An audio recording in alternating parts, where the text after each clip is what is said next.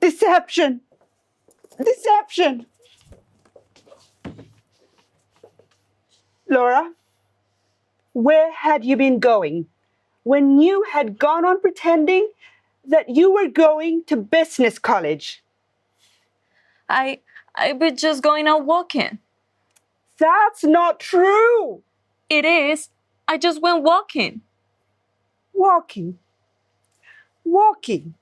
In winter. Deliberately courting pneumonia in that light coat. Where did you walk to, Laura?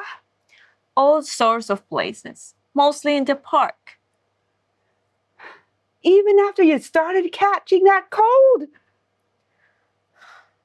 It was the lesser of two evils, Mother. I couldn't go back up. I threw up. On the floor.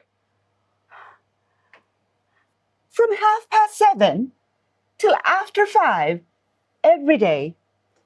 You mean to tell me that you walked around in the park because you wanted to make me believe that you were still going to Ruby Camp's business college? It wasn't as bad as it sounds. I went inside places to get warm up. Inside where?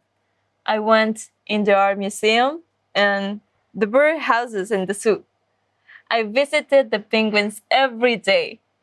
Sometimes I did without lunch and went to the movies. Lately, I've been spending most of my afternoons in the Jewel Box, that big glass house where they raise the tropical flowers. You did all this to deceive me. Just for deception. Why? Mother, when you are disappointed, you get that awful suffering looking on your face, like the picture of Jesus' mother in the museum. What? Hush, hush, hush, please.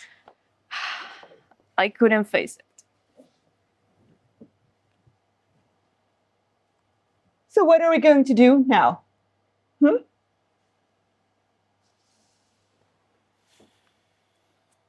Stay home and watch the parades go by.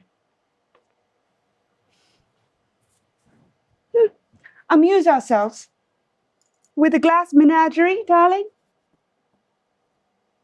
Play those worn-out phonograph records that your father left as a painful reminder of him. We won't have a business career. We've given that up because it gave us nervous indigestion.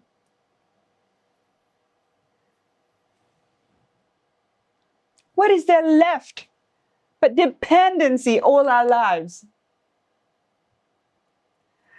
Laura, I know so well what happens to unmarried women who are not prepared to occupy a position in life. I've seen such pitiful cases in the South. Barely tolerated spinsters living upon the grudging patronage of sister's husband or brother's wife, tucked away in some little mousetrap of a room, encouraged by one in-law to visit the other. Little bird-like women without any nest, eating the crust of humility all their lives. Is that the kind of future we mapped out for ourselves?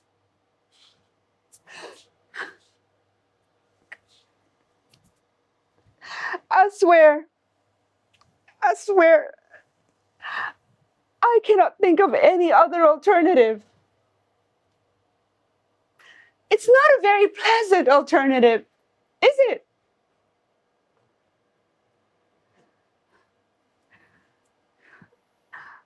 Of course, some women do marry. Laura, my goodness. Haven't you ever liked some boy? Yes, I liked one once. I came across his picture a while ago. He gave you his picture? No, it's in the yearbook. Oh, he was a high school boy. Yes, his name is Jim.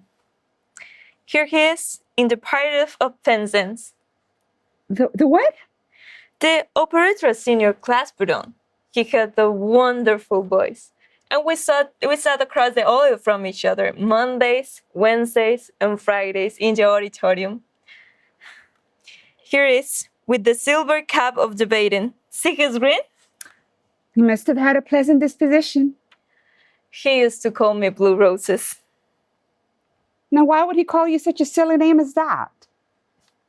When I had that attack of Blue Roses, he asked me what was the matter when I came back. I said, Blue Roses. He thought I said, Blue Roses. So that's why he always called me after that. Whenever he saw me, he hollered, hello, Blue Roses. I didn't care for the girl that he went out with, Emily Masonback. Emily was the best dressed girl at Solden. She never struck me though. As being sincere, it says in the personal section, you are engaged. That's 6 years ago. They must be married by now. It's all right, honey. Sometimes girls who aren't cut out for business college usually end up marrying some nice young man. Honey, that's what you will do. But mother, Yes? I'm crippled. Nonsense. Laura, I've told you never, never to use that word. You are not crippled. You just have a little defect, hardly noticeable even. When people have some slight disadvantage like that, they cultivate other things to make up for it, like develop charm and vivacity and charm. That's all you have to do. One thing that your father had plenty of was charm.